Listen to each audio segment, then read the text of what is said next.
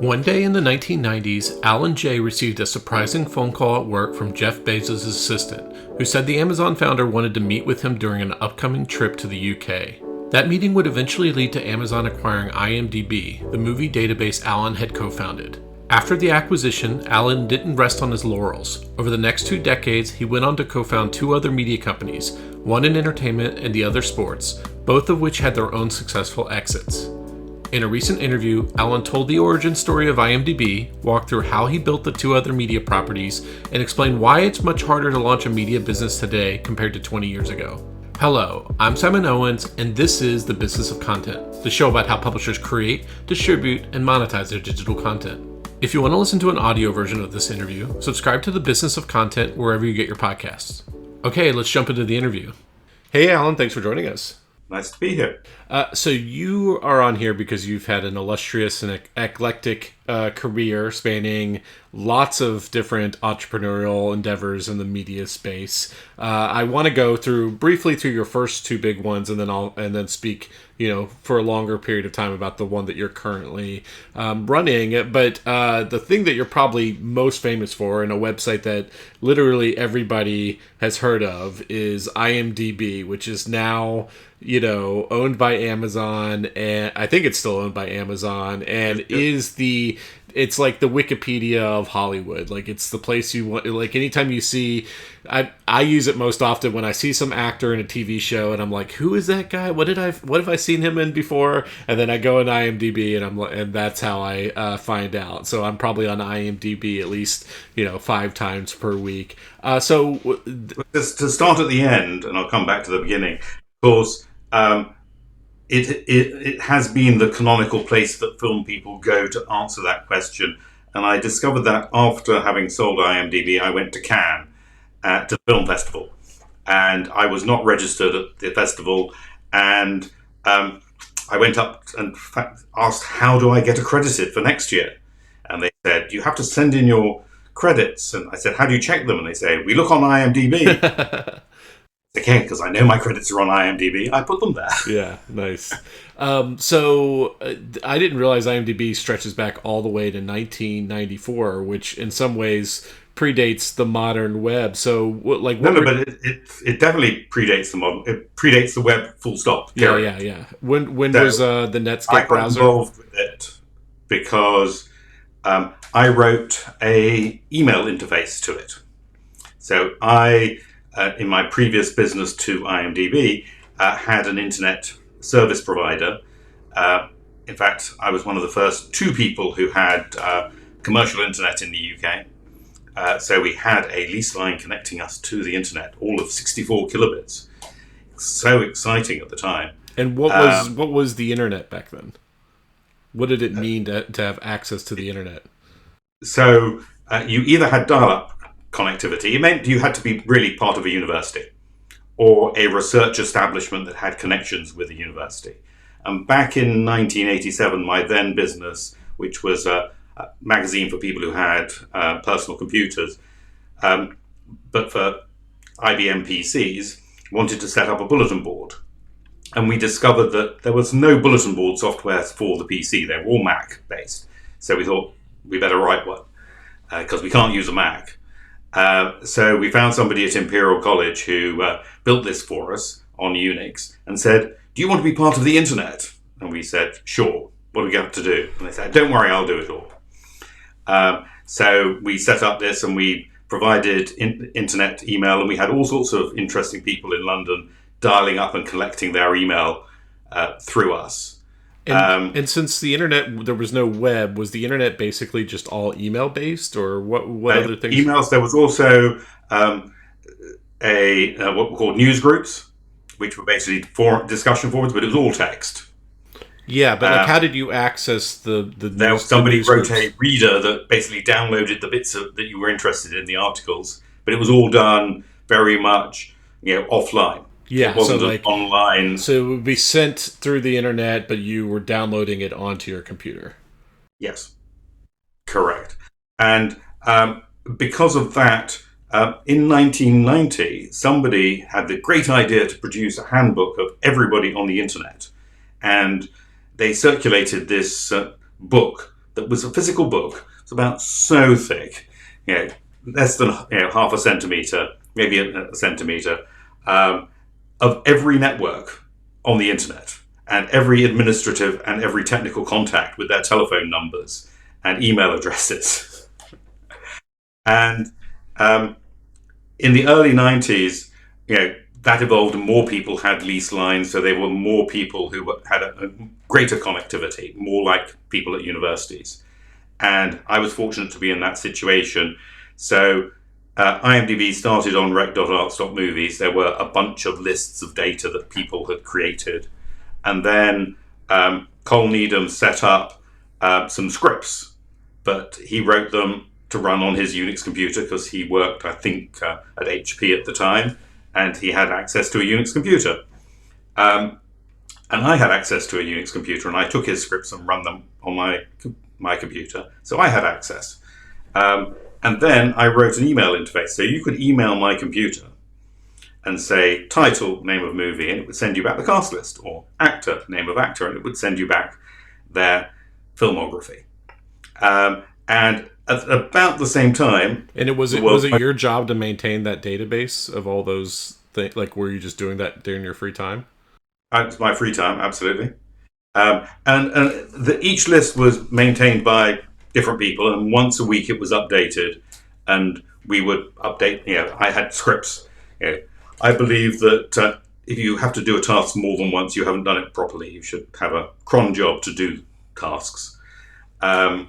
And so we had this set up. Then the internet came along, and somebody else who was under the auspices of the University of Cardiff, I think, but was based in Los Alamos in New Mexico, wrote a web interface to it. And it started there on those two servers. And over time, we, I think, used more and more of their bandwidth, but nobody complained about it. And then this odd thing happened. A company called Yahoo bought another company for what seemed like a lot of money. And we thought, well, maybe there is a business here. So just to go back really quickly, so like when it was just you could send an email and get the reply, was it just academic, like other academics that were using it? No, people, because by then it had grown to beyond just academics. A lot of people had access because they'd been at university and kept their access in some way, or there were, certainly in the US, ways of getting onto it. And it was just like what, word of mouth, or were you getting covered in the media or something like that? Word of mouth. Yeah. Okay. So you build a web interface, and Yahoo buys another company. What happened after? So you realize there could be a business here. So I speak to Cole, and we have a discussion about what we should do. And we go, okay. So if we're going to set this up, who in this organization is actually doing all the work? And bizarrely, it turns out that of the 23 people who are involved in the project, and they're on all parts of the world, the 5 people who are doing most of the work are UK based. So so we'll try and set it up as a UK company. Fortunately, through my contacts, I found a very nice firm of lawyers in the city of London who were willing to do it on spec, basically. And we transferred all the IP and gave everybody shares. As with all good stories of the early 90s, our first server was bought on my credit card and shipped to one of our list managers who was based in Wisconsin. And he said, I know the people at my local ISP. They said it's okay if we put our server there. So we ship him a server. He would discover that he knows nothing about computers. Realized that getting him to install Unix is probably not going to be a good idea. Have an identical computer in London where we configure a hard disk, ship it to him by FedEx, and tell him to plug it in and plug in the Ethernet cable. And he's given us all the configuration, and we keep our fingers crossed that it's all going to work. And it does. And we set up our first server, and we go about creating a business. So, like, what year was that when you set up the server, or approximately? Was that 93, 96. Yeah. And so I think advertising had started to appear, by Oh, this advertising had point. definitely, Yeah. yes. So was that the model that you settled on right away? Correct. And through people that I knew, because I had been in publishing, so physical publishing, I knew people in the I knew journalists and other people in that world. So I asked people that I knew if they knew people who were doing this newfangled internet advertising. And we got introduced to some people to help us do that. We had a fun and games situation with DoubleClick, who did exist in those early days, and we would run our system through them. We discovered that the problem they had was that they didn't know how they were going to pay us because we were in the UK, and we had to explain that we actually had a bank account with a New York bank that was 2 blocks from their New York office, but not to worry about things like that. And they were just selling banner ads to what, like other .com companies and stuff like that? They were selling banner ads to anybody who would buy banner ads. It was one of those bizarre situations that the people who we knew should be advertising and who now do advertise didn't want to advertise because their argument was that but those users will already come and see the movie first weekend. We don't need to tell them. But it did lead for a couple of years of some interesting meetings that I went to. I'd go and do sort of the circuit of the studios, and had meetings with head of theatrical marketing, Sony Pictures, a second floor corner office, on the lot at Sony Pictures, an important person by the size of their office and the amount of windows that they had. And, he just loved it because it was his homepage on his computer, because people would phone him up and his assistant would say, so and so is on the phone, and he'd type in their name. And then he'd be able to talk about their latest project or whatever it was that was going on and know who they were. And he just said, it's the greatest thing. And we'd say, will you advertise? And they say, no, I don't want to advertise. Oh, that's not me. That's someone there. That's hilarious. So how did you end up meeting Jeff Bezos? So I had, at the time, an office in Harrow in northwest London. And it had a telephone in the days when people had telephones on their desks. And about 5:30 one afternoon, I get this phone call. The phone rings. And I pick up the phone, and there's this lady who says, hi, I'm Jeff Bezos' assistant. He's going to be in London next week and wonders whether you'd be free for a meeting. I go, okay. This was the early days, and they'd just gone public, and it was like November 97, possibly, or 98, I can't remember. 98. And so, phone call and say, we've got this meeting Tuesday at 10 o'clock.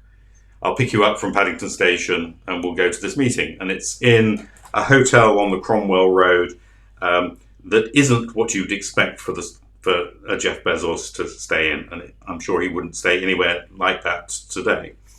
And we think, it's going to be an hour. After 2.5 hours, they say, shall we go out to lunch?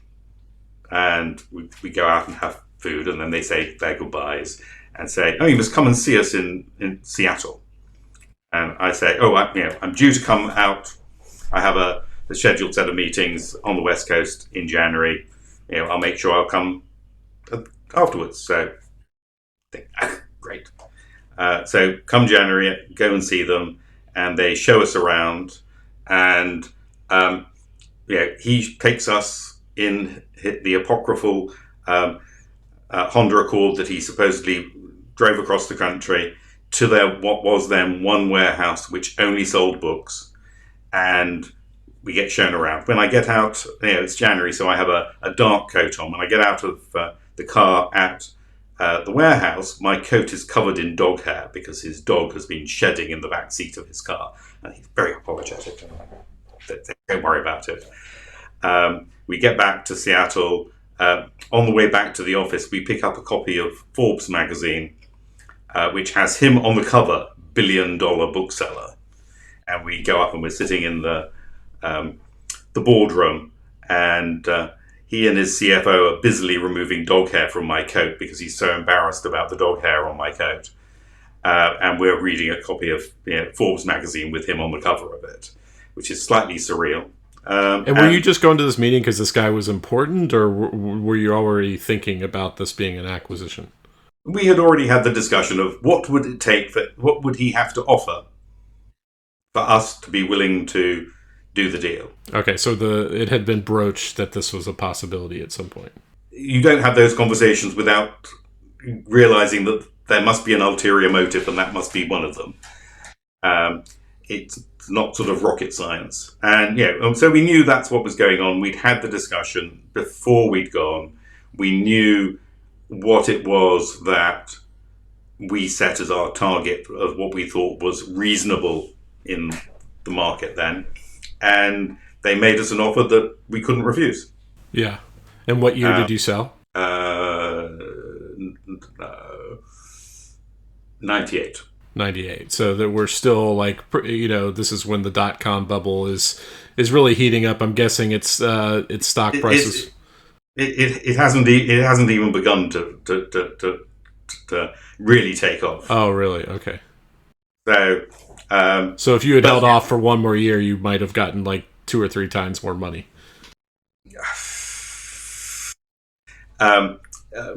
We received a significant amount in stock, so that was baked into it. Oh, okay. Well, then I'm sure if you held on to that, then that's probably worth way more than whatever they could have ever paid you in cash. So then were you done at IMDB at that point, or did you stay on?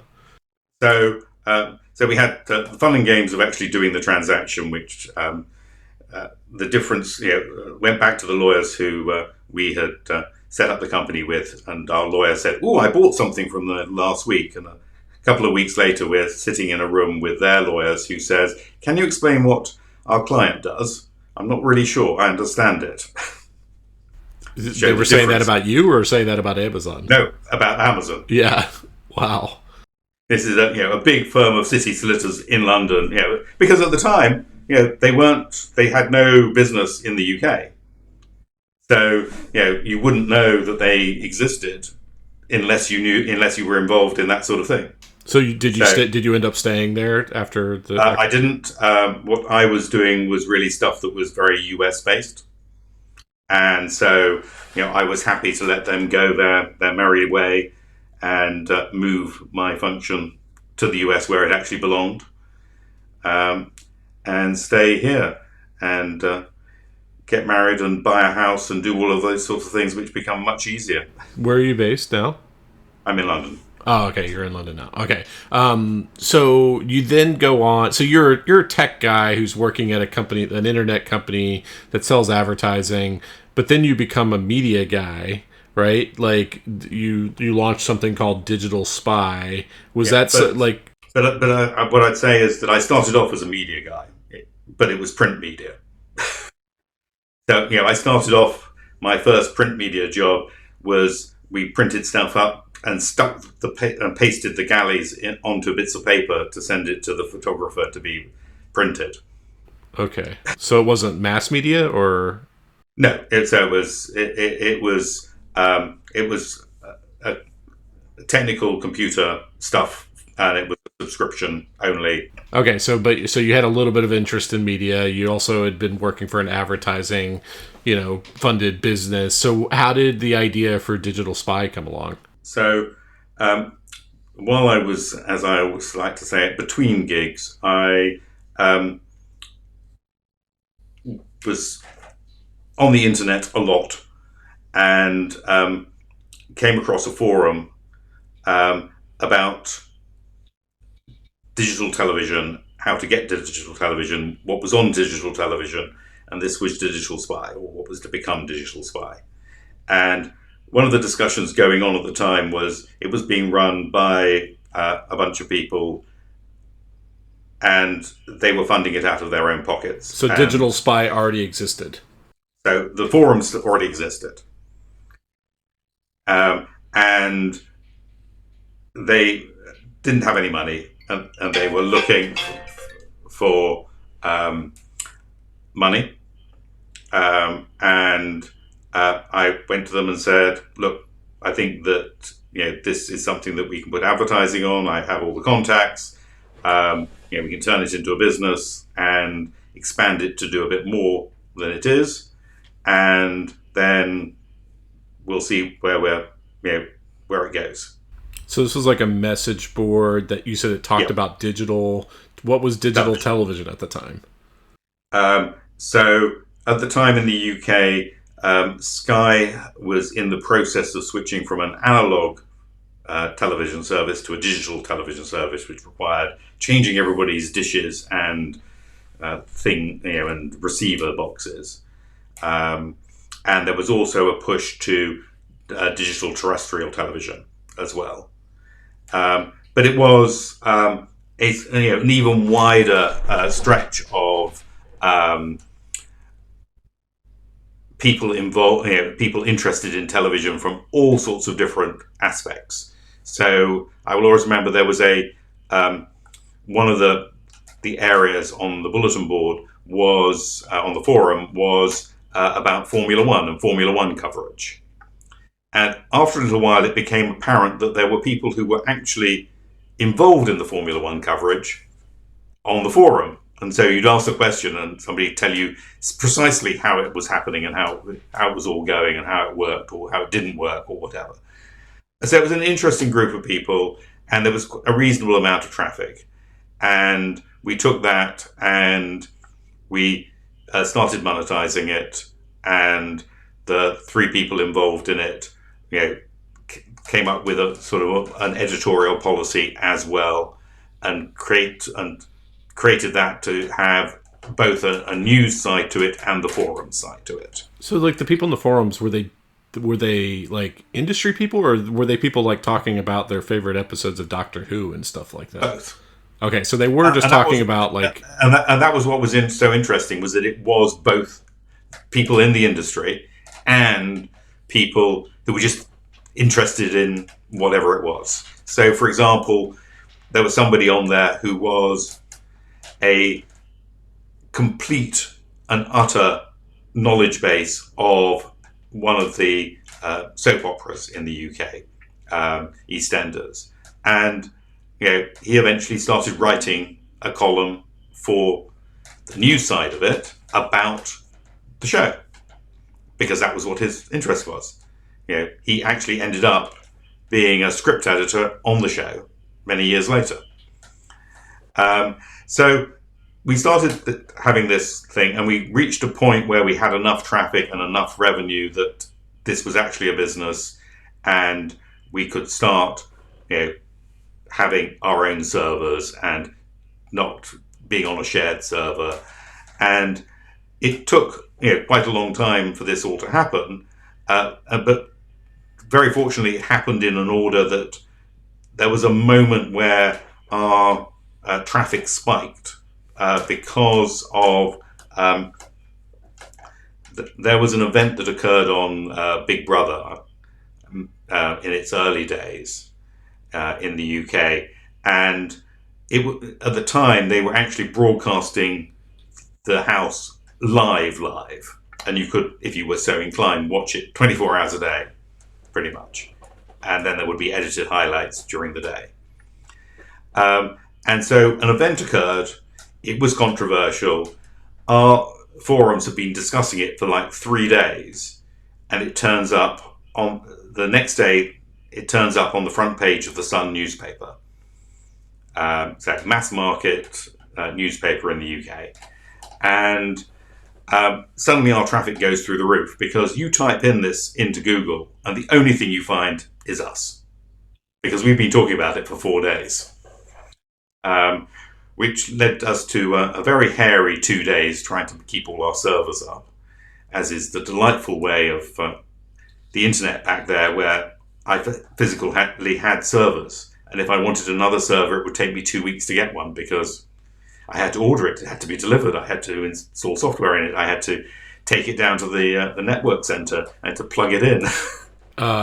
Yeah, like Not I like mean, that any longer. I started blogging. I started blogging in 2003, but I started hosting my own blog on my own host in 2006, and I just remember, yeah, my website crashing. It was something you don't even really think about today, is the idea No, of this like website crashing because it's getting too much traffic. With our cloud computing infrastructure now, it almost never happens unless there's like correct. a distributed attack or something like that.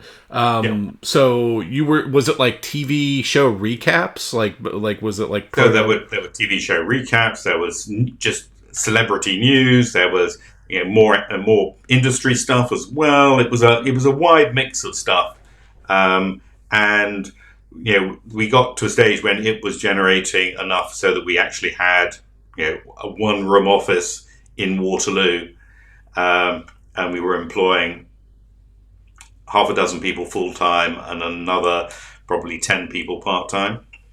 Uh, and it was it's another example of you know I got a phone call from somebody suggesting that we might want to sell it. And before we talk about you selling it, like was it pot? So this was like what mid aughts. So it started early. It started 2001, and we sold it in 2008. Yeah. So like during this time, like was it possible to run a digital only like media outlet and just Yeah, fund it completely through advertising? absolutely. And it was in today's terms, it was easy. Um, we knew that we were noticed. At some point, there was an interview with the person who ran the uh, digital assets and the websites of News International, Rupert Murdoch's operation in the UK. And one of the questions that the interviewer asked, and this was for a mainstream newspaper, um, was who their competition was. And they mentioned the usual suspects and us. And we thought the fact that A, they know who we are, and B, that they actually think we're competition to an organization that at the time was selling a million plus bits of paper every day, was quite something. And like, why was it easy to make money? It was just because there was so little competition at the time compared to today's web. I think some of it was there was less competition. I think that um, you know, today is very different to 5 years ago. I think there's been a huge shift in the last couple of years, but we may come to that later. Um, I think that um, it was certainly that point where it required some effort to organize your own stuff. In that, we had our own physical servers in a proper data center, and we owned them. Um, but that cost was minimal in comparison to the cost of a printing press. And so it allowed us to do at a much lower cost what other people have been doing for centuries, um, and were struggling because of the change to digital media. And I think that it was also at a point where IMDb was too early. People weren't willing to put the correct advertising in the correct place. By the early 2000s, people were willing to put advertising. And it's that combination that if you have enough volume and enough advertising, the numbers stack up. Yeah, because And, the barrier to entry. So there were like only top tier sites had the advertising versus now where it's probably spread over a long tail, like a much greater long tail and stuff like that. And programmatic advertising also probably flattened CPMS and stuff like that. but I think it's also that right from the word go, people like DoubleClick and Google later, um, yeah, provided services to everyone, and you could make money from Google in the early days that you could actually run a site off. It was actually viable to do so in the mid 2000s With like AdSense or through like DoubleClick. Yeah, well, through either DoubleClick or AdSense. Yes, so. So you sold this digital spy in 2008. Yeah. To like what, like a French media conglomerate or something like that? Yes, so it was Hachette, which is part of Lagardère, and Lagardère own everything from television stations in France to a large chunk of Airbus Industries. And what did they do with the site after? Is this Digital Spy still around? Yes, they did nothing with it. They actually then sold their digital assets on to Hearst Group, and it is still very active and still doing well. That's great. Um, Yeah, and you didn't stay on there. no, again, I'd done my stuff. I wanted to. Yeah, you build. You're an operator. You build it up. You don't want to work at some large bureaucratic organization. You would rather have your exit and then start something new.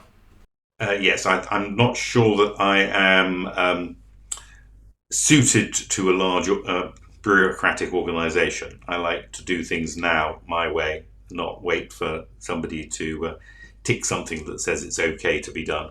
Yeah. And what would you say your skill set is before we get into your next thing? Are you just like a good operator? Like, is it like you're just really good at like managing talent and managing expenses and thinking about like direction of the company, or what do you think your I talent think is? that I'm good at having a good insight into what and how things should work, and you know knowing where we should be heading and what we're trying to achieve. But also, good at making sure that we're making as much money as we can out of what we can, um, which becomes harder and harder. Um, and pretty good at trying to get people enthusiastic about the products they're building, because I think um, we've always tried to build tools to make it easier for people to do their jobs. So, obviously IMDB was designed so it was very easy for anybody to add content and for us to then manage it. Um, with Digital Spy, we built our own CMS because we wanted something that was custom to and worked for journalists. And in fact, the CRM worked so well that Hearst, when they took over um, Digital Spy, they actually then deployed that CRM across many of their properties, including all their TV stations across the US, because it was designed by journalists for journalists. The CRM or CMS? CMS. Yeah. And like, would you say that you kind of like maybe because it was a lot of the stuff you worked on was kind of bootstrapped, like you're more attuned to like unit economics and stuff like that of content versus the Yes. criticism of the BuzzFeeds and the Vices of the 2000s when there was so much VC money coming in, is they just like lost sight of the unit economics of this number of views equals this amount in revenue, so therefore I can spend this amount, and that just like went completely out the window. But also they viewed it as, how do we get X number of views? That's the most important thing. Not, is the content actually good? Or is the content actually profitable, or has the potential to be Well, profitable? only is it profitable, not is it is it the thing that we should be writing? Yeah. I mean, I would argue that like BuzzFeed, they're like BuzzFeed News created really good content and really good YouTube videos, and same thing with Vice. Like they've done some great documentaries. Like I don't think it's necessarily that Yeah. they were putting out low quality content. I just think that No, they no. raised way too much money, and they just like there was just no paying attention of like the actual business. I think that's also true. But I do think there was a tendency at certain points in their lives to produce content, large quantities of content that was most valuable because it was something people would click on Yeah, I and agree with that. view. Yeah. Hmm. Um, yes, they were producing some good content as well, but it was that mix. I think in our case, one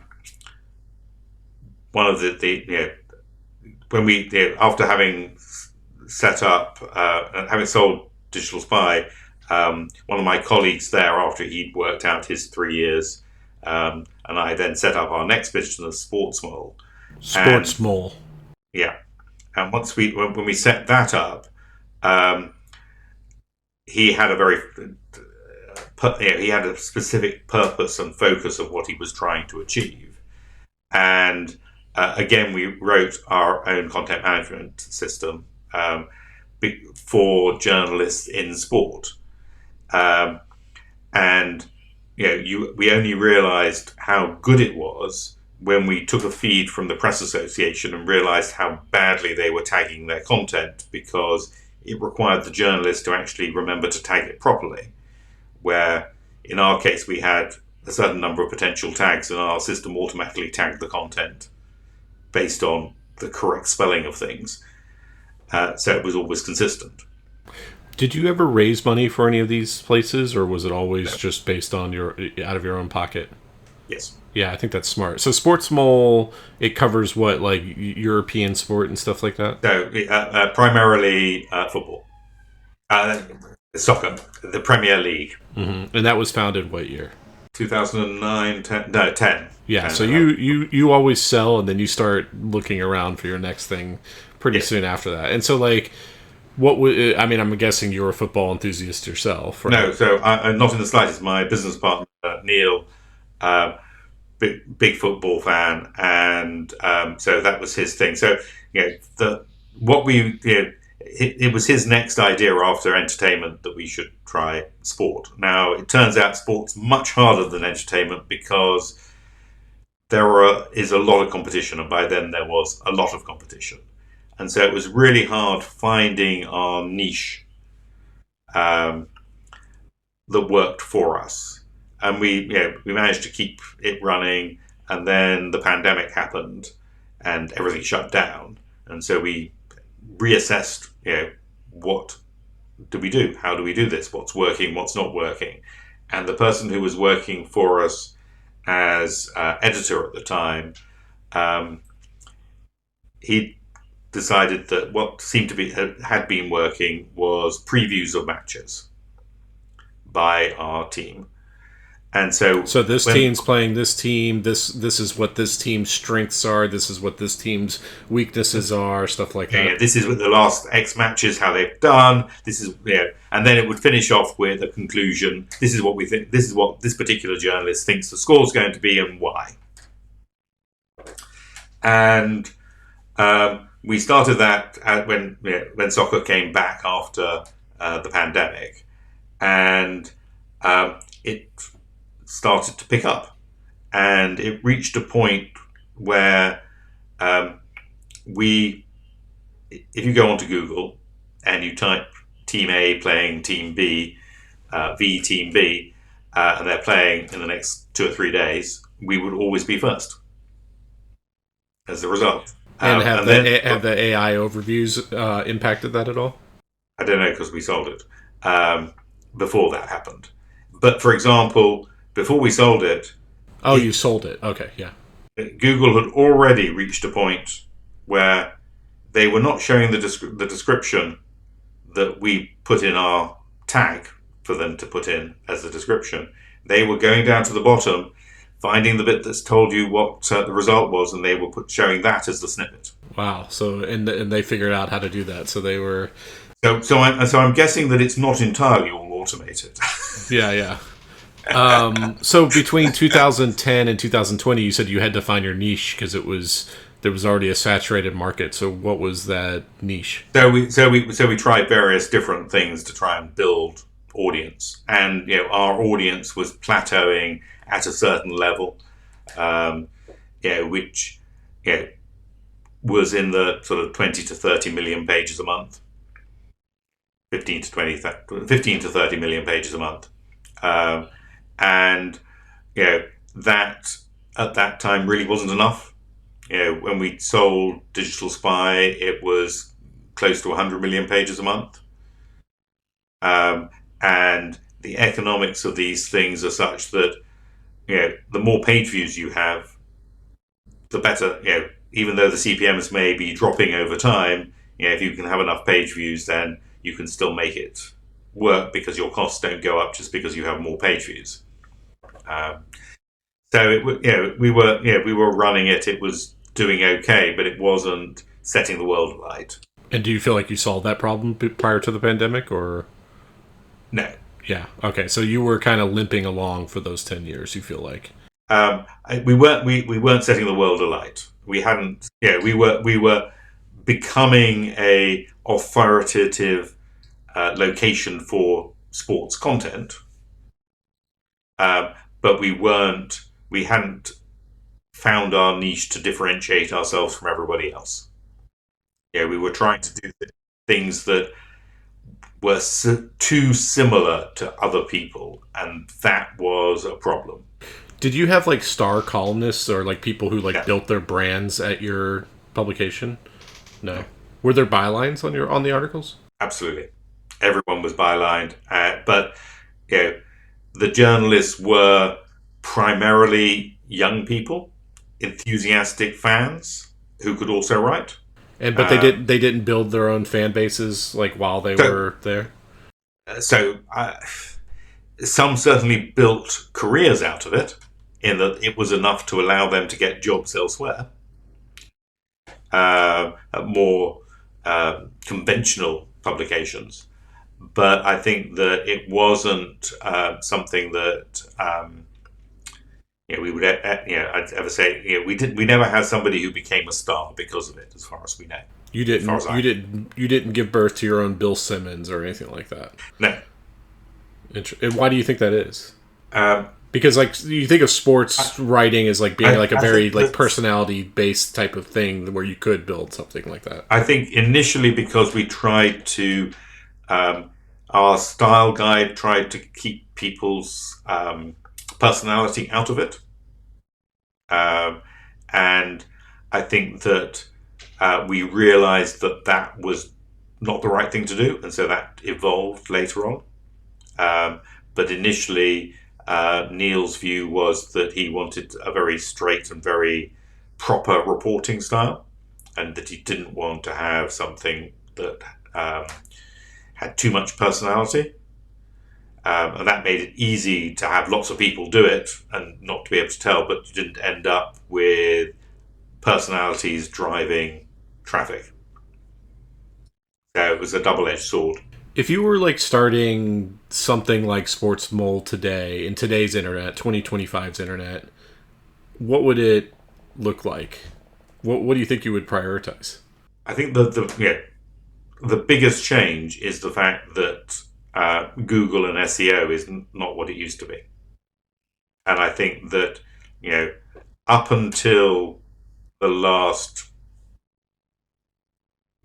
2 years, say, my view was that if you produced great content, Google would notice it, and if you produced lots of good content, you would end up being better than other people. It actually wasn't hard because so much of the content on the internet is rubbish.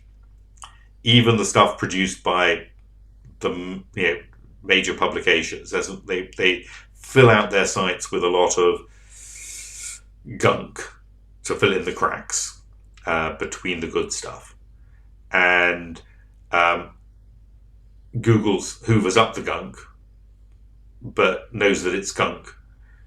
Um, Whereas if you're producing lots of quality stuff, eventually they spot that, and it is noticeable. But it's hard because how does your quality stuff, which is much better content wise, get to the top of the list for people to see when there's 4 websites from nationally branded organizations that have a gunk equivalent?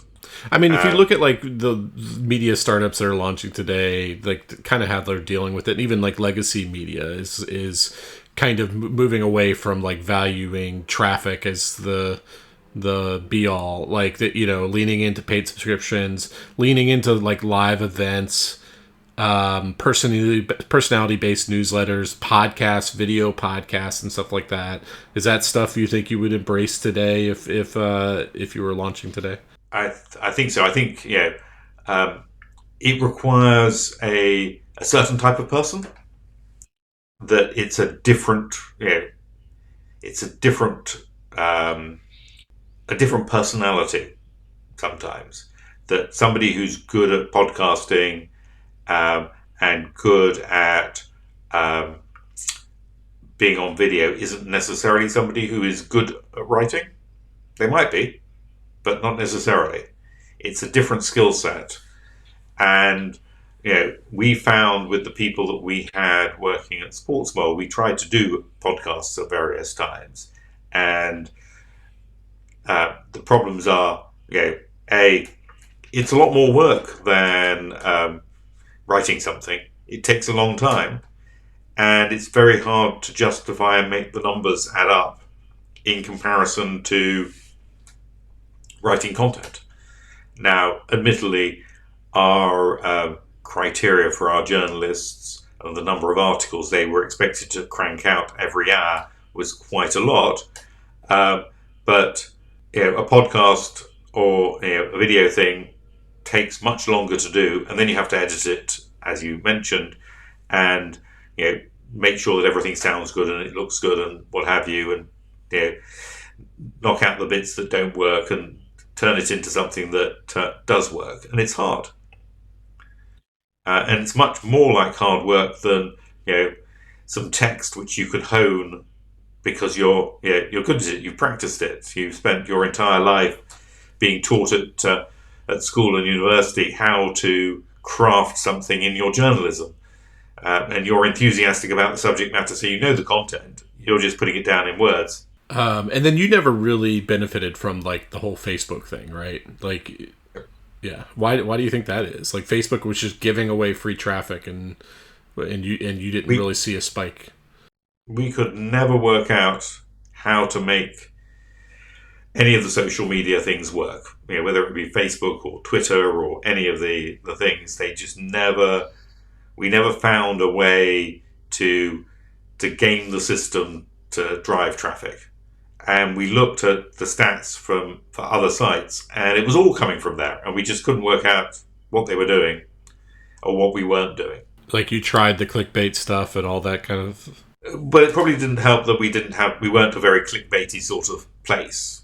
So that didn't help. And we didn't like doing the clickbaity stuff.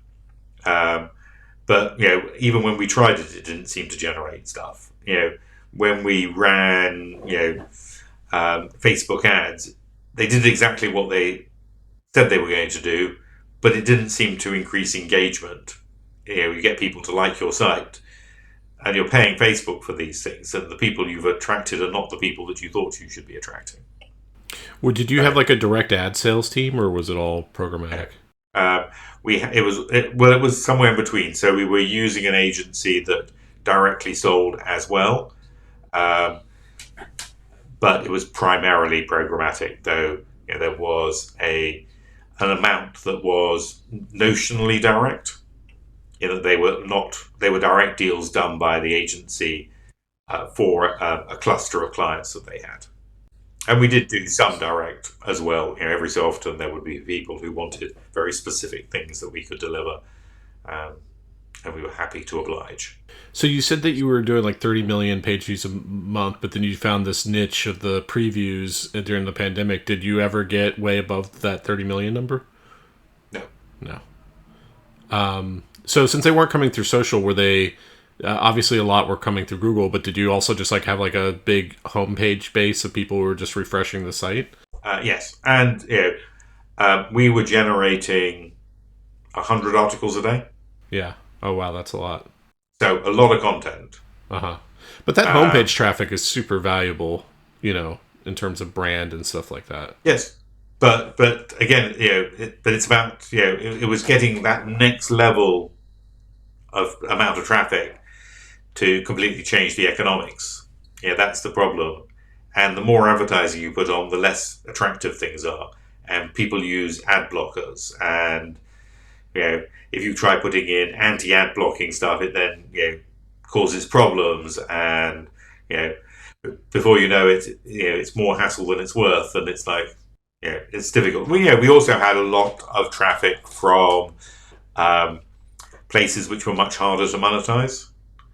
So we had a large amount of traffic from both East Africa and West Africa. Both Nigeria and Kenya are mad about the Premier League. obsessively so. But that wasn't valued. That kind of traffic, the IP addresses from there were not highly valued by programmatic advertisers. Like they weren't bidding. They weren't bidding for those eyeballs. Uh, no, but curiously, they actually had value provided you could find the right person to buy them. And so Kenya was much easier to sell than Nigeria, but locally, those eyeballs had a lot of value. It's just trying to do deals in those markets was extremely difficult. So where did you, or what year did you end up selling the site? We ended up selling it, where are we, 2 years ago. To 2023. Yeah. Was it 23 or 24? 24. And who bought it? A French internet company called North Star. So how do you feel? I'm assuming you didn't stay on, although you still have an email address for Sports Mall. So part of the transition was that they, for reasons best known to them and because of Brexit, they didn't want to buy the company, they only wanted to buy the assets. And therefore, because we still had to run the company and finish all the paperwork and sort it all out and then wind it all up, they have the website and the .co.uk domain, and we retained the .com domain for email purposes so that we could sort this all out without it causing problems to all concerned. I don't know. Like now, in retrospect, how do you? I mean, obviously, you've had your exit. Like, how do you feel about that whole thing? In terms of the journey, was it worth the 15 years that you spent on it? With the benefit of hindsight, probably not. I think that there could have been other areas to have played with that would have been more productive. But equally, we got out okay, can't complain, and did okay out of it. So it wasn't a bad thing, but I think at the time, if I'd just known it was going to take so long to come to fruition, I would have had more discussion about what we were actually trying to achieve, and thought harder about the difficulty in the market, rather than just assuming that we could produce a better product, a better mousetrap, and that people would come. And I think that the other problem was that the market moved and changed during that period that made it even harder to get to those higher levels of traffic. Do you think like the main difference is it was just more competitive compared to when you started Digital Spy? I think that it was both more competitive, but also the market segment was much more competitive.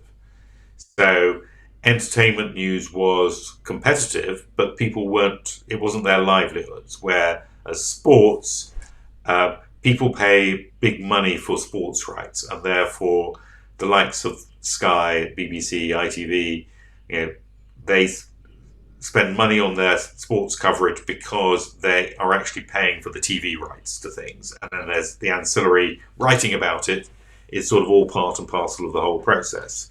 And similarly, because it's such a mass market thing, that the newspapers all have lots of coverage about it. So not only are you dealing with the people who are actually the broadcasters, but you're also dealing with the Guardian, the Telegraph, etc., who have very strong sports coverage with people who are well known writing columns. So and I think because I'm not a great sports fan, it didn't cross my mind as how much harder it would be. But it was possible. It was just more complicated and took longer. So if you went back to 2010, what would you start instead? I don't know. Oh, okay. So what do you? I think the problem is that if you ask me what am I going to do next, I mean, that was my next. That's my next question. Yeah. Well, so what I'm doing next is in the interim between all these various things, I've also made a few movies, and the company I had that made the movies had somebody who was an intern, and 10 years later, I get this email from him saying, "Oh, I've just started this business. I'd like to have a chat with you about it." And so I did, and it's a business aimed at people in the film industry to help them manage locations.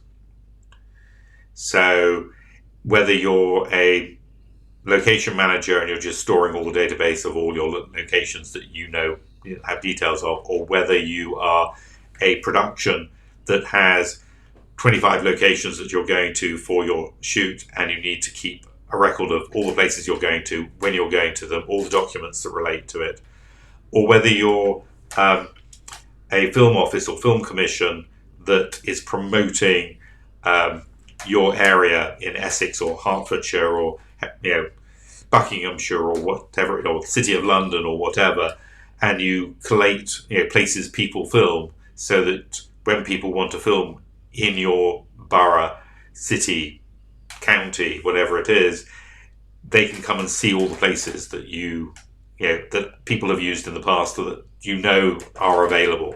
And so it's a tool for those users, and is, unlike the current generation of tools, it is a modern tool that is location first.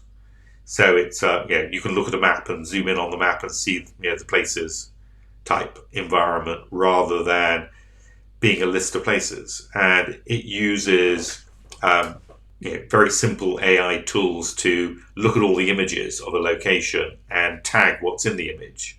So if you're looking for a Gothic room, it can find the Gothic rooms because it knows what a Gothic room should look like. And that makes life a lot easier for people, because currently the way everybody does this is they know it in their head.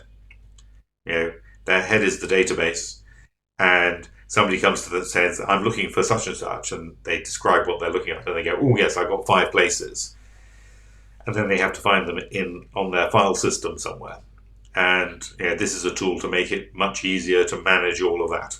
So after years running media companies, even though this touches media, you're now firmly in a B2B software type of business. Yes, because I think that the current world that we're living at, trying to be in the media business is unbelievably hard. And that all the things that one would do in the past to succeed are different.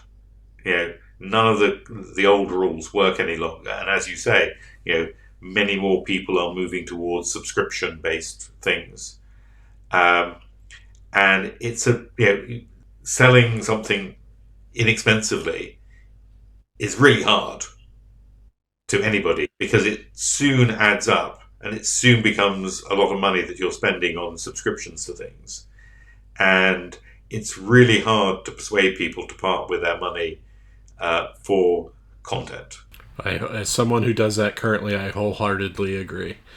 And and you have to have a very large audience, so that just a small percentage of them will be willing to pay you for the content, or you have to be somebody who has such a reputation that people are willing to pay for your content because they deem it valuable enough. But it's very, very hard. And I know the people that I listen to and I watch and I read, and there are a very small number who I will say, yes, I'm willing to subscribe to. There's enough value in it to make it worthwhile. And the alternative doesn't work. Advertising is really tough at the moment. Because it's really hard to get the traffic. Because how do you get people to find your site if Google or the AI people are basically stealing your content and then regurgitating a précis of it so that you don't have to go. I was talking to someone. I subscribe to Kaji, the paid search engine, and it works very well. It's very good.